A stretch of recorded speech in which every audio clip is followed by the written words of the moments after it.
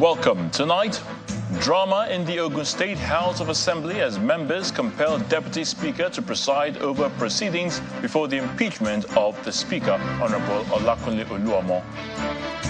Planned inauguration of 16 APC members of the Plateau State House of Assembly stalled as PDP lawmakers sacked by the tribunal gather at the premises accompanied by their supporters. The President receives the United States Secretary of State Antony Blinken in Abuja as the U.S. top diplomat begins his engagements in the country in continuation of his tour of West Africa.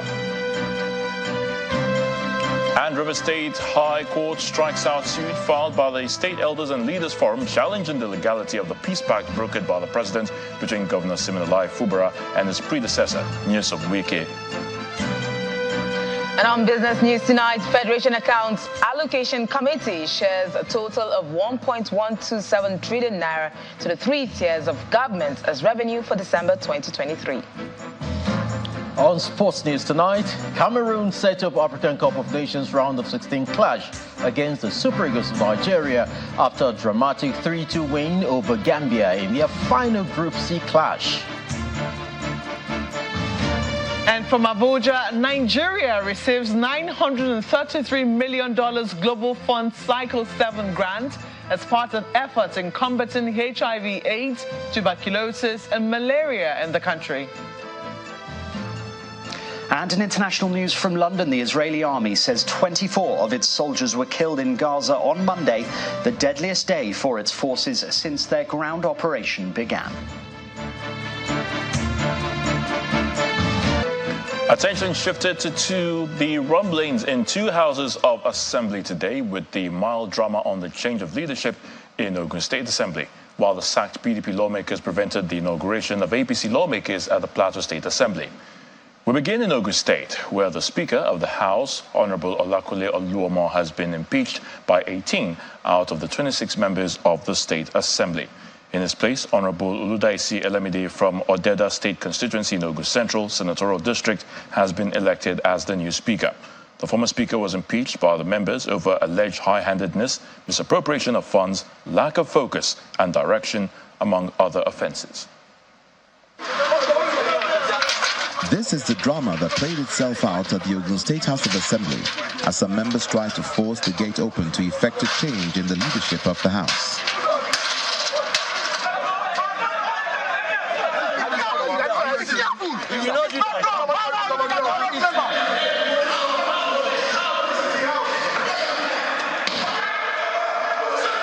The Deputy Speaker, Bolanle Ajayi from Yewa South, is compelled to preside over the sitting in the presence of the Clerk of the House, Adeyemo Taiwo, during the impeachment process.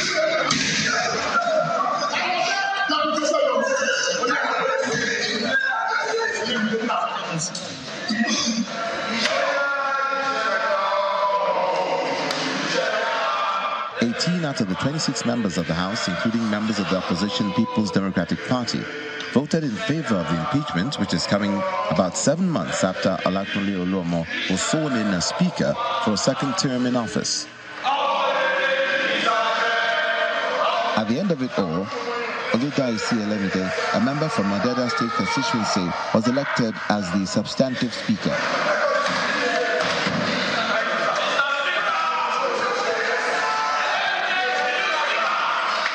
Both the standing order and the Constitution gives us the right to elect our Speaker.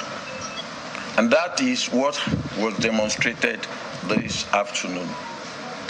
We just want to pass it to the whole world that there has been a change in the leadership of this honorable House. And we are not out to fight governor or to do anything, but we are here in the interest of the masses. And we are working against anything that will not allow us to perform our duties. Not an offense, offenses. We will avail you with the hard copy of all the offenses. Members exonerated the executive arm of government in the whole scenario, which led to the change of guard. You can see what we have achieved today. Both members of the ruling party and opposition came together to rescue the state. So the entire members of opposition fully participated in this change of leadership. The State Commissioner of Police, Abiodun Alamutu, who led men and officers to the complex, says normalcy has been restored. We have restored normalcy. There is no disturbance, no breach of peace around there. And as it is, there is absolute calm here. I think whatever issue they have will be resolved within themselves. They know how to do that. Efforts to get the reactions of the impeached speaker have so far proved abortive. In the meantime, the House has adjourned plenary for 1 week. Meanwhile, another drama also unfolded today at the Plateau State House of Assembly after 8 of the lawmakers gathered at their makeshift chambers at the old government house to resume legislative duties after a 2-month recess. This came as the Assembly plans to inaugurate 16 All Progressives Congress members who were declared lawmakers of the Assembly by the Appeal Tribunal. The planned inauguration was, however, put on hold after the 16 lawmakers who were sacked by the tribunal assembled at the premises, accompanied by a large number of supporters. After 2 months of recess, legislative duties at the Plateau State House of Assembly is expected to kick off with the inauguration of 16 new legislators from the All Progressives Congress as declared by the Appeal Court. But events took an unexpected turn.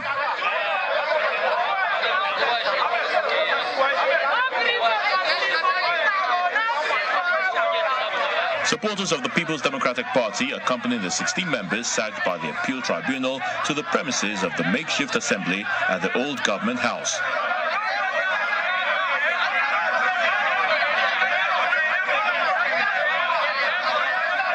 The PDP members are claiming that the judgment of the Supreme Court affirming Governor Caleb Mutfwang of the PDP as governor of Plateau State should also be in their favor.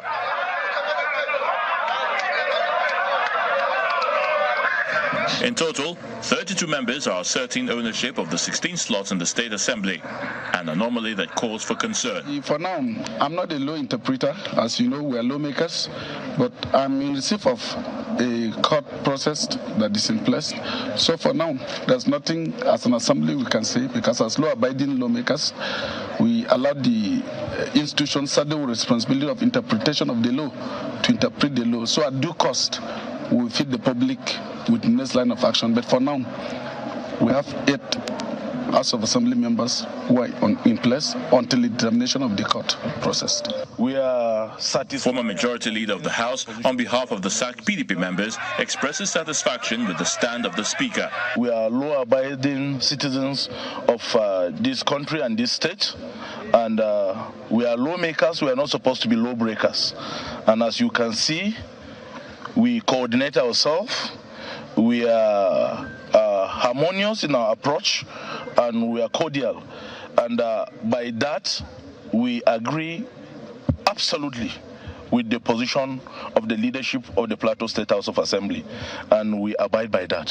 A constitutional lawyer and professor of law at the University of Jos, who was also a deputy governor in Nasarawa State, Professor Onje Giawado, is of the opinion that the sacked legislators should not resort to violence, but rather toe the path of the Constitution in addressing the issue.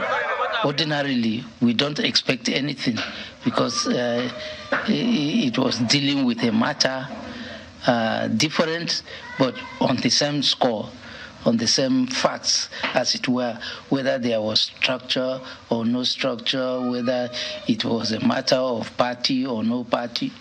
But the Supreme Court was not complimentary at all when it came to this question, and that's why people are thinking that you could do any other thing.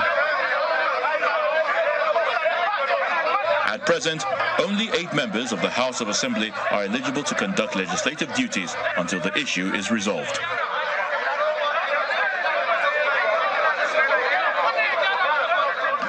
The President today received the United States Secretary of State Antony Blinken at the presidential villa in Abuja, where a lot of issues were discussed by the two leaders.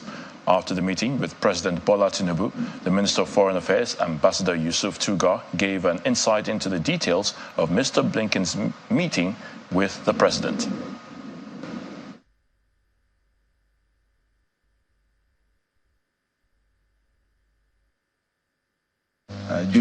course of that meeting, several issues were discussed of bilateral nature as well as multilateral nature. They range from food security to agriculture to pharmaceuticals to security itself in the region. And I have to say that the discussions were very fruitful, and the decision was also made that a number of these issues would be further discussed at the upcoming Nigeria-US Binational Commission. That is, if I'm correct, coming up between the 11th and the 13th of March. So that's around the corner. It is also important to note that President Bola Ahmed Tinubu brought up the issue of Nigeria's membership and participation in the G20, as well as the United Nations Security Council. As we're all aware, Nigeria is the most populous nation on the African continent.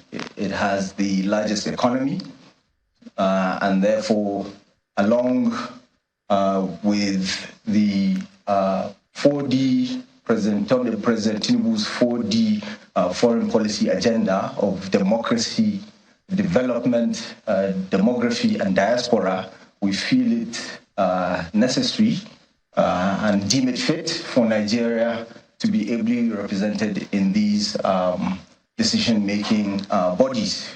And we're aspiring for that.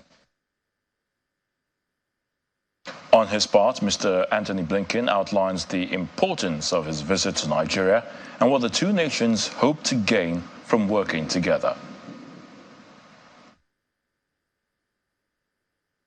The United States is committed to strengthening genuine partnerships on the continent, to work to solve shared challenges, and also to deliver on the promise and the fundamental aspirations of our peoples.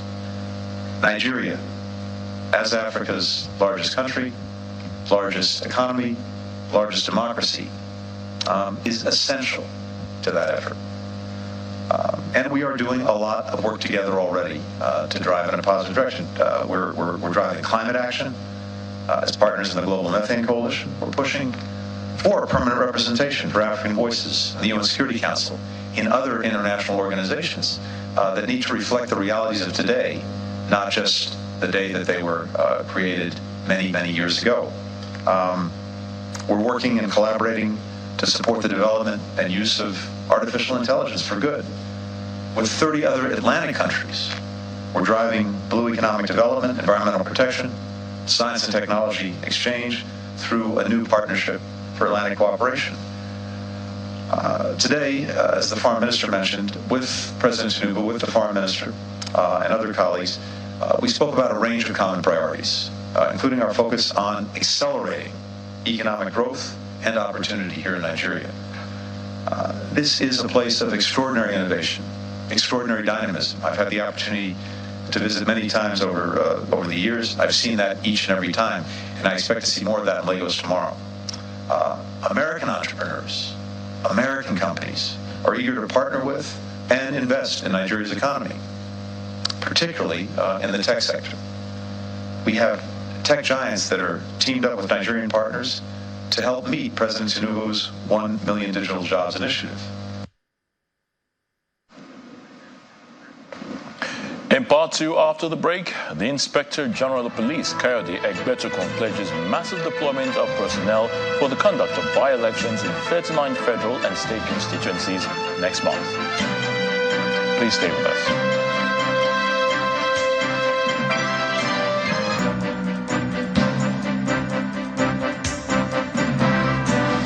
Welcome back. If you've just joined us, you're watching the news at 10, coming to you live from Channels Television Lagos. A reminder of our main stories. Drama in the Ogun State House of Assembly as members compel Deputy Speaker to preside over proceedings before the impeachment of the Speaker, Honorable Olakunle Oluomo. Planned inauguration of 16 APC members of the Plateau State House of Assembly stalled as PDP lawmakers sacked by the tribunal gather at the premises, accompanied by their supporters. The president receives United States Secretary of State Antony Blinken in Abuja as the U.S. top diplomat begins his engagements in the country in continuation of his tour of West Africa. And Rivers State High Court strikes out suit filed by the State Elders and Leaders Forum challenging the legality of the peace pact brokered by the president between Governor Siminalayi Fubara and his predecessor, Nyesom Wike.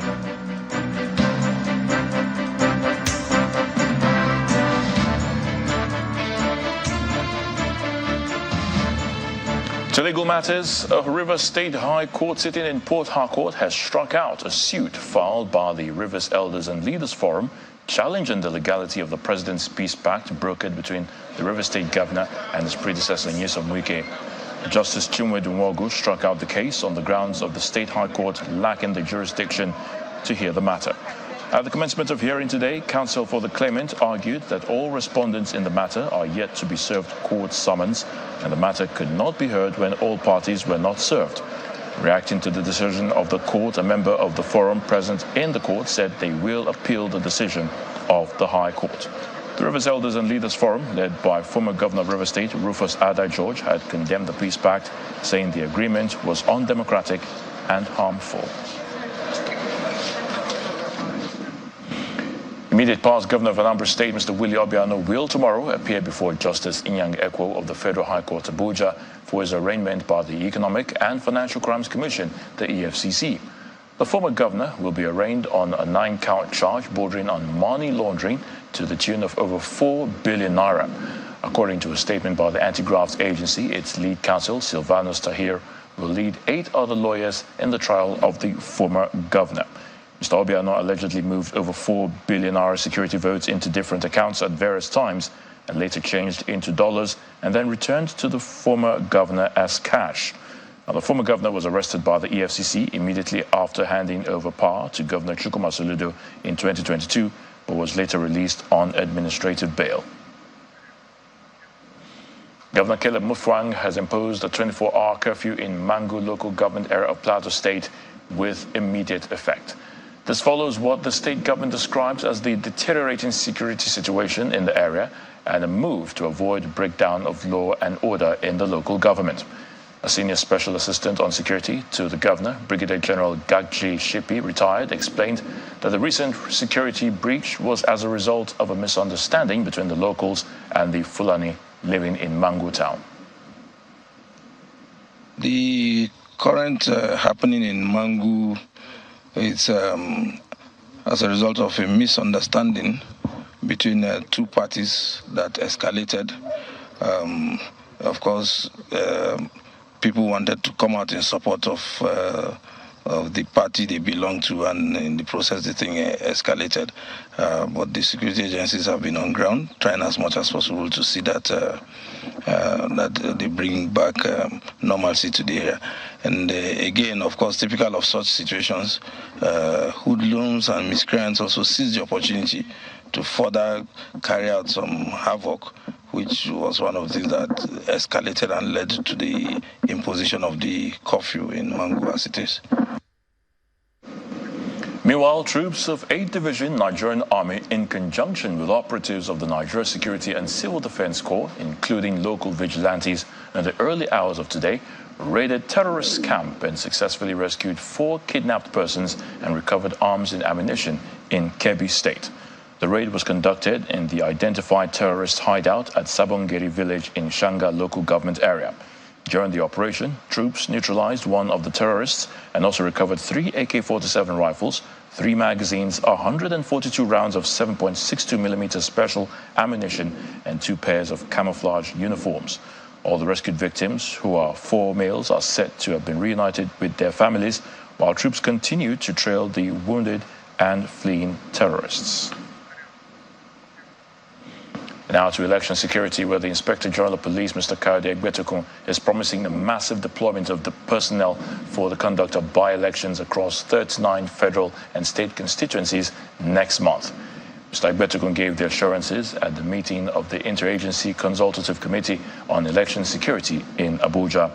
The electoral umpire, INEC, had scheduled February the 3rd for the elections into vacant seats in the state and national assemblies occasioned by death, resignation of members, or by the order of court. Let's be seated. The chairman of the Independent National Electoral Commission, INEC, the Inspector General of Police, representatives of the National Security Advisor and service chiefs are attending this election security meeting ahead of the by-elections next week. The Independent National Electoral Commission will be conducting by-elections into 39 federal and state constituencies across the country on Saturday, February 3rd, and issues around the security of personnel and materials is the crux of the discussions at this meeting. Arising from the reports we received from the states, concerns have been expressed about the impact of the prevailing insecurity in some states on the conduct of the elections. As security agencies, it is your responsibility to secure the environment to enable us deploy personnel and materials and protect observers, the media, as well as the polling and collation agents representing political parties and candidates. The Inspector General of Police and other heads of security agencies present here pledged to provide the needed support for the smooth conduct of the elections. I want to assure Nigerians that we are on top of the situation. We have conducted threat analysis in all the 26 states where election is going to take place, and we are going to deploy according to the threat assessment. We are also going to deploy adequately and massively for this election, just like we did in the last off-season election in the 3 states. The Office of the National Security Advisor and security agencies, under the platform of ISES, will sustain collaboration with INEC to ensure that elections are conducted in a secure and peaceful environment. In this regard, the coordination of security operations, deployment of personnel, and adoption of proactive security measures will be paramount. So far, the Elections Petitions Appeal Tribunals have ordered the Commission to conduct rerun elections in 34 constituencies, comprising 1 senatorial district, 11 federal constituencies, and 22 state assembly constituencies. Let's now head to the nation's capital, where Ogun is standing by to give us the very latest from our Abuja studios. Hello, Markwell. Hello, Ayo. Well, we have a little more on security, as the Minister of the Federal Capital Territory, Mr. Nyesom Wike, has approved the construction of 2 access roads in Kwali Area Council as part of efforts to tackle insecurity in the nation's capital. He gave the directive during an interface with political and traditional leaders, as well as residents of the area council. Mr. Wike also stated that the procurement of operational vehicles for security operatives in the FCT will soon be concluded. Our correspondent Kumbi Aboluwade reports.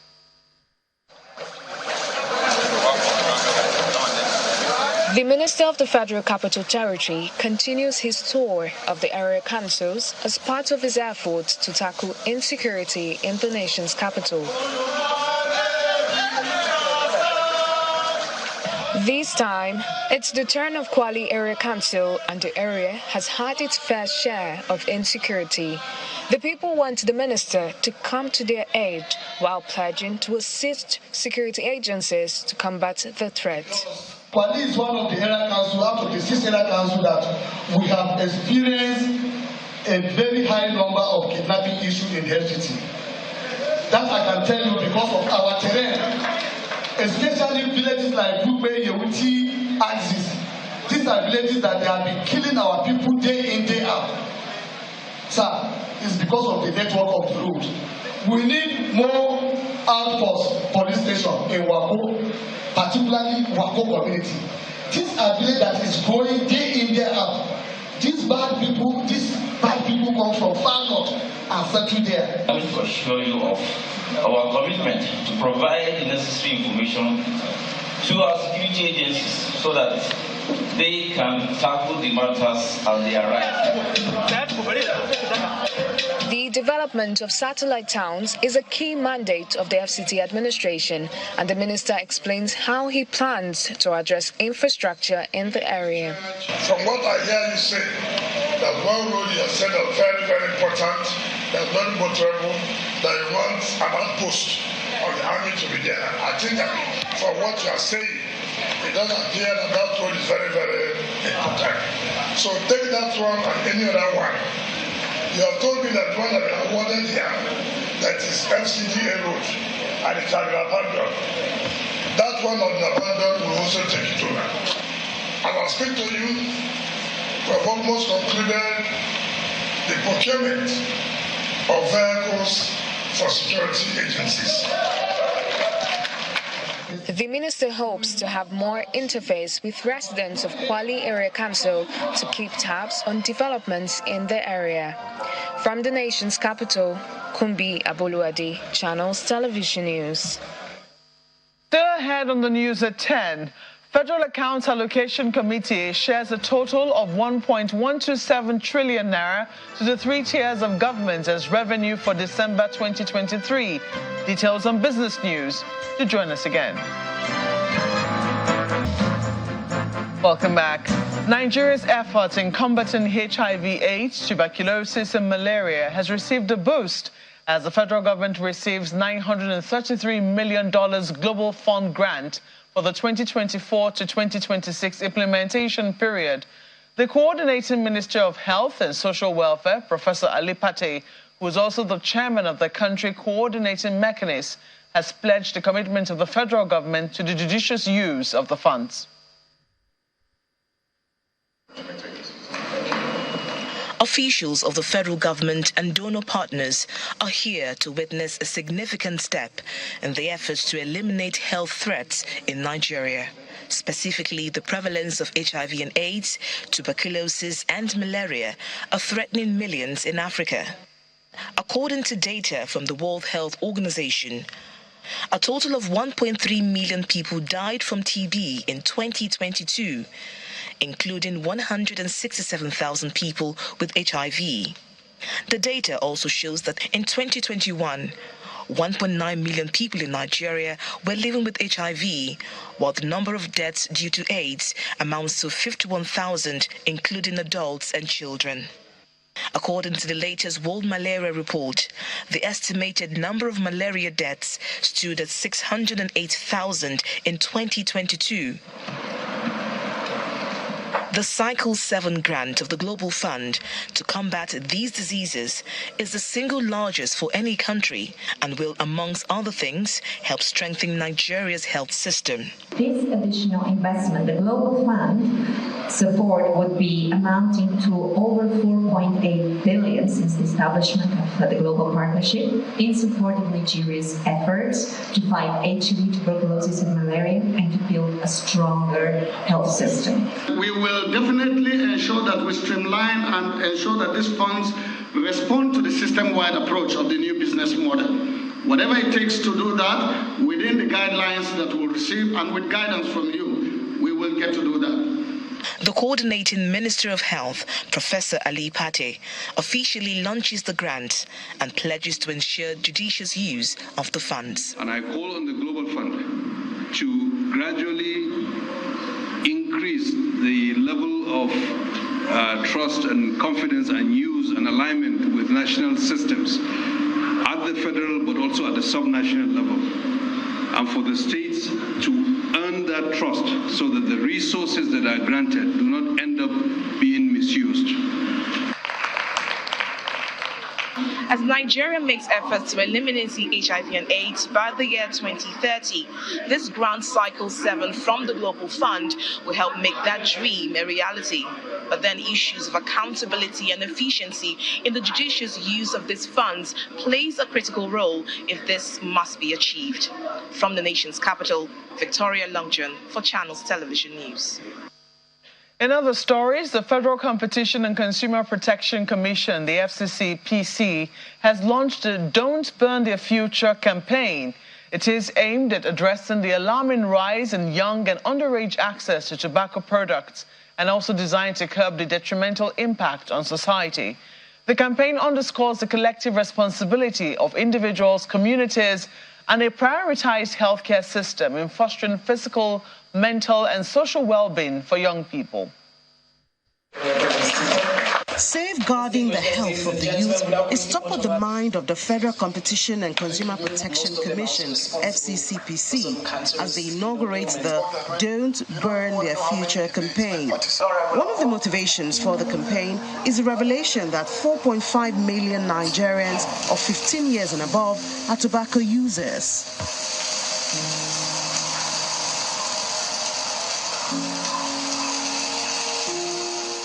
Youth using multiple tobacco products are at a higher risk of developing nicotine dependence, potentially leading to continued tobacco use into adulthood. Understanding the risks associated with youth tobacco use is crucial for public health initiatives and educational campaigns. It emphasizes the need for preventive measures to discourage early initiation into smoking. The campaign has the support of the National Tobacco Control Community.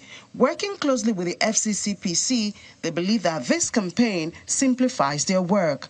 Part of the launch of this advocacy campaign, which would increase public sensitization on the dangers of tobacco use, including exposure to school-hand tobacco smoke.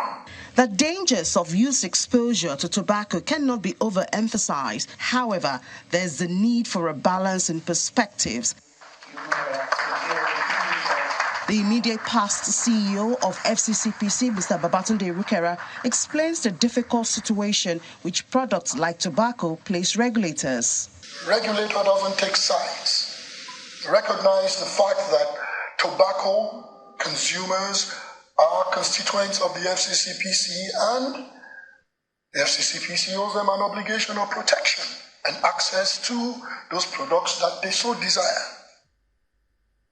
But as a regulator also, FCCPC has a responsibility from a national priorities standpoint, which Nigeria has established and demonstrated very clearly by signing on to treaties and taking certain steps and establishing institutions and mechanisms to prevent smoking initiation amongst young people and reduce consumption amongst older people.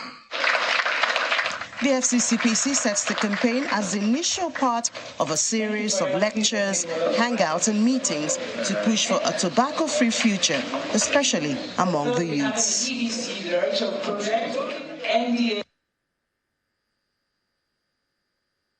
We're talking about the future of young people. Primary school teachers right here in the nation's capital have staged a protest to demand the immediate payment of the backlog of their salaries and promotion arrears since 2019.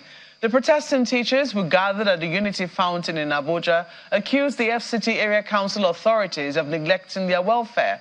The teachers, who've been on strike for over 1 week, are calling on the president and the FCT minister to intervene and end the ongoing industrial action.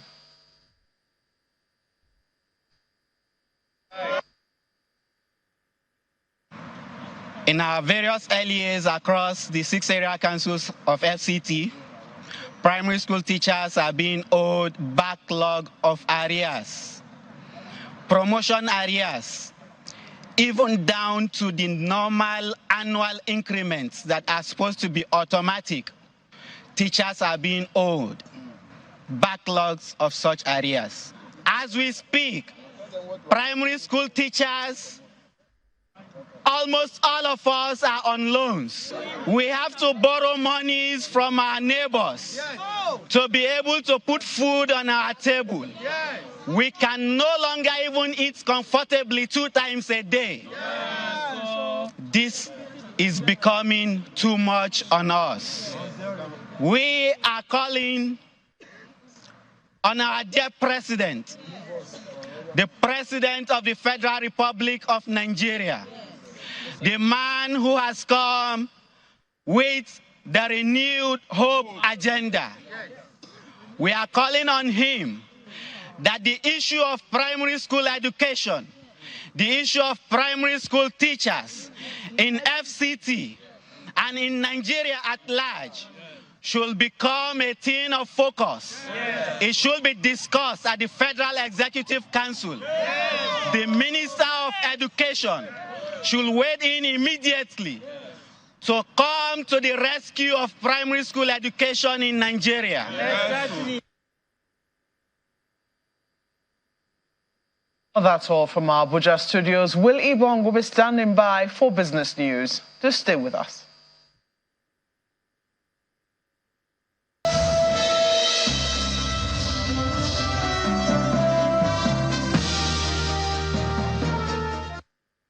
Thank you, Maokwe, and welcome to Business News. Let's begin with inflows coming in from last year. Now, the three tiers of government have received a total sum of 1.127 trillion naira from the Federation Account Allocation Committee, FAC, as revenue distribution for the month of December 2023. According to a statement released by the FAC, the amount is higher by 39 billion naira when compared with the 1.088 trillion naira shared in November last year. A brief breakdown shows that the federal government received 383.87 billion naira. State governments got a higher sum of 396.69 billion naira. Local government councils received over 288 billion naira, while 57.91 billion naira was shared as 13% of mineral derivation revenue to relevant states. Meanwhile, the balance in the excess crude account was unchanged at $473,754 as at the last check.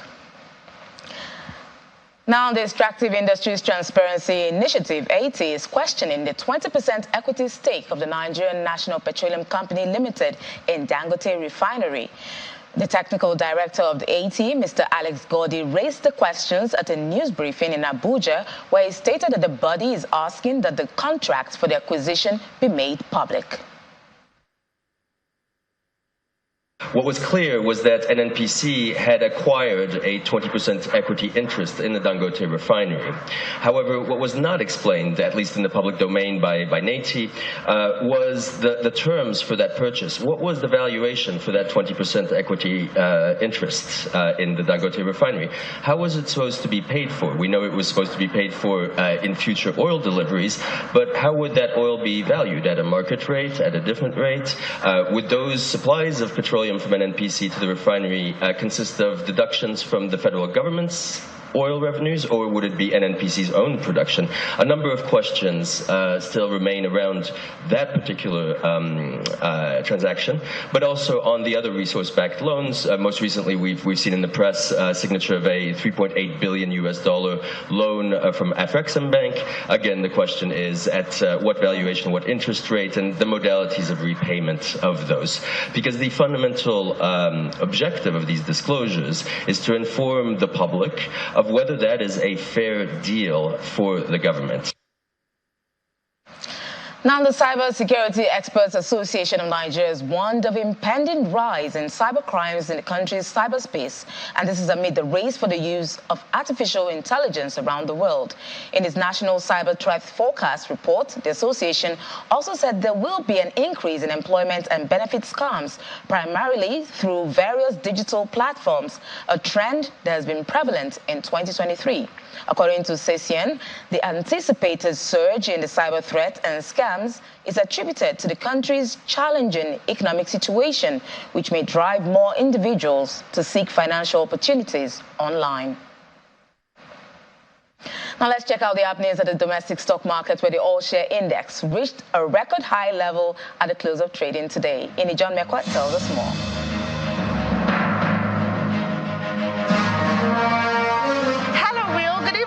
And welcome to the stock market report. Well, today the market, keeping on that cruise mood, gained 1,559 billion naira. What does that mean? It means that the market went up almost 3%, 2.97. And then the all-share index, which opened at about 95,000 points, went up to 98,616.97, more than 3,000, in just one trade. And the market cap is at 53.967 trillion naira. Now, yesterday, market mover was Dangote Cement. That stock hit more than 10 trillion naira as its market cap. The first Nigerian company to do that. We're still celebrating that. But the suit also moved the market today. So you remember, of course, stocks with over 1 trillion naira. I think we should move it to more than 1 trillion naira very soon. Airtel was unchanged, but Buha Cement, there you have it, moved more than 10%. It gained. Seplat, moving the oil and gas counter. Oil and gas is getting a lot of attention.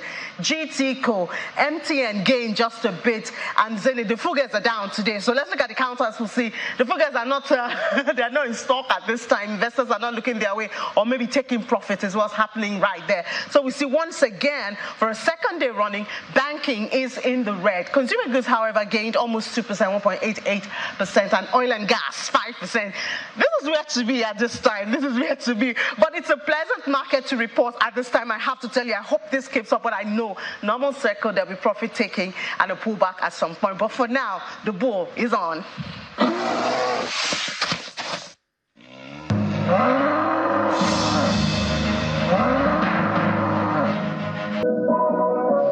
And that's it on Business News. It's back to Ayotunde for the rest of the news at 10. Many thanks, Will. For the first time, the Israeli army has acknowledged a high death toll, saying 24 soldiers were killed on Monday, the deadliest day for its forces since their ground operation began. Among the dead are 21 reservists who died in an explosion likely caused by mines that Israeli forces had placed in 2 buildings to demolish them.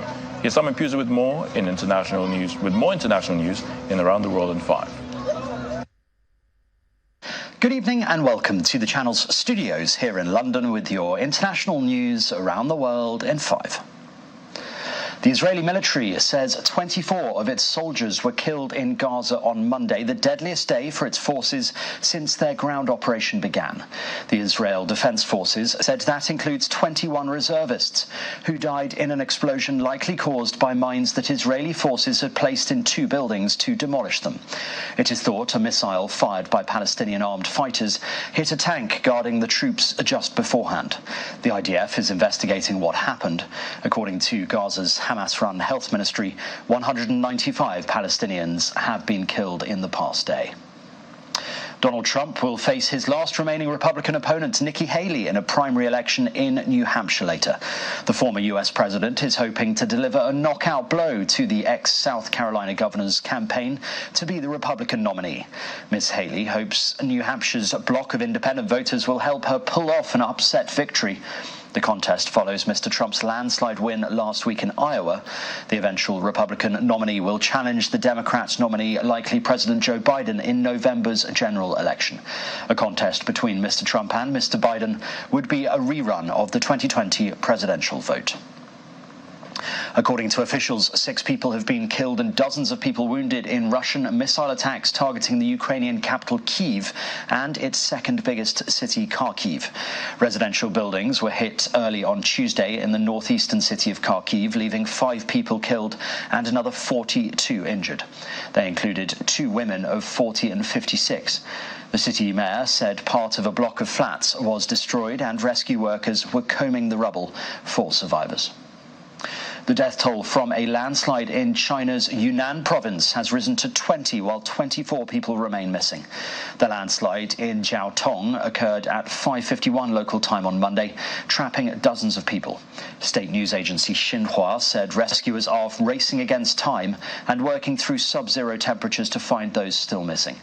Preliminary investigations show the landslide resulted from a collapse in a steep cliff, it reported. The collapsed mass measured approximately 100 meters in width, 60 meters in height, with an average thickness of around 6 meters. A French farmer in her 30s and her teenage daughter have been killed after a car crashed into a roadblock during a nationwide protest by French farmers. The accident, which seriously wounded the farmer's husband, happened an hour south of Toulouse as the protest grew. Farmers have cut off key roads for days in the southwest, one of France's most important agricultural regions. The local prosecutor said early indications suggested the accident south of Toulouse was not deliberate.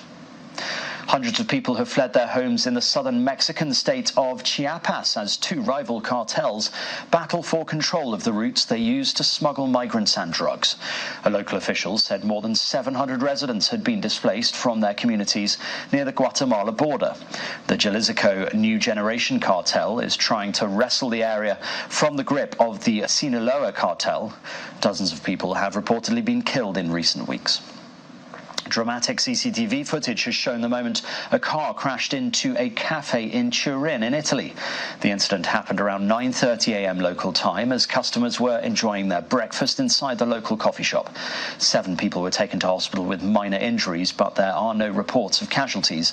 The speedometer on the car at the moment of the crash got stuck at around 71 miles per hour, according to local media. Police are still investigating the circumstances. And Princess Aiko, the only child of Japan's Emperor Naruhito, will begin work at the Japanese Red Cross Society in April after graduating from university. While details of her new role are unclear, she will continue official duties with the imperial family. The 22-year-old princess is not in line of succession, as Japanese law allows only men to ascend to the throne. Japan has the oldest continuing hereditary monarchy in the world.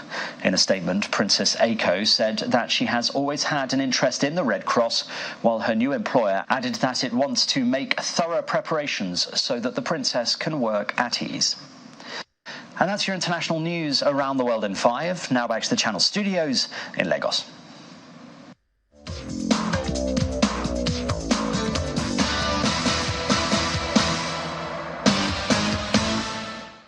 Thank you, Simon, and welcome to Sports News. Abdoulaye Seck and Iliman Ndiaye scored second-half goals as defending champion Senegal beat Guinea 2-0 in Yamoussoukro this evening to make it 3 wins from 3 in African Cup of Nations Group C as both teams advanced to the last 16. Senegal topped the pool with 9 points. The Silly National will also advance as one of the best third-place teams. The indomitable Lions of Cameroon have secured the last 16 spot at the African Cup of Nations, where they will be meeting arch rivals, the Super Eagles of Nigeria, on Saturday. Cameroon's Karl Toku Ekombe opened the scoring in the 56th minute, but Gambia responded with 2 consecutive goals thanks to Abli Jallo and Ebrima Koli. However, with just 2 minutes remaining, Gambia defender Gomez James inadvertently scored an own goal to level the score in injury time. Christopher Wu secured the victory for Cameroon with a decisive goal. Zambia coach Avram Grant says his team holds no fear of Morocco ahead of their 2023 African Cup of Nations Group F match on Wednesday night in San Pedro. Zambia is yet to record a win, having drawn their first 2 matches of the tournament against DR Congo and Tanzania. We need these points because we want to qualify. But Morocco is a fantastic team. I watched almost all the game in the World Cup. I was in Qatar and Doha. I watch the games now. The best team in Africa, no doubt. A lot of good players, a good coach. They're playing fantastic football, so it will be very difficult, but I never gave up about any game. So I'll continue with this even tomorrow. Yannick Sinner swept past Andrei Rublev in straight set earlier today to reach his first Australian Open semi-final, where he faces a daunting task against defending champion Novak Djokovic. The Italian 4th seed was rock solid on serve throughout the encounter on Rod Laver Arena, winning 6-4, 7-6, 6-3 against the Russian 5th seed. Facing 10-time champion Djokovic is an ominous task for Sinner, who has only beaten the Serb just once at the Davis Cup in November. And that's it on sports. It's back to you, Ayotunde.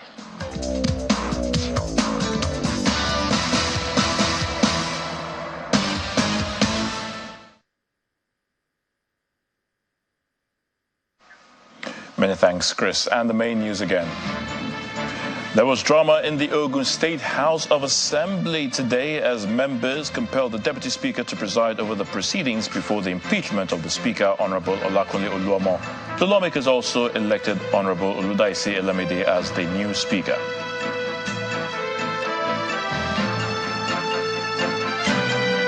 Well, the planned inauguration of 16 APC members of the Plateau State House of Assembly has been stalled as PDP lawmakers sacked by the tribunal gathered at the premises accompanied by their supporters. The president has received the United States Secretary of State Antony Blinken in Abuja as the U.S. top diplomat begins his engagements in the country in continuation of his tour of West Africa.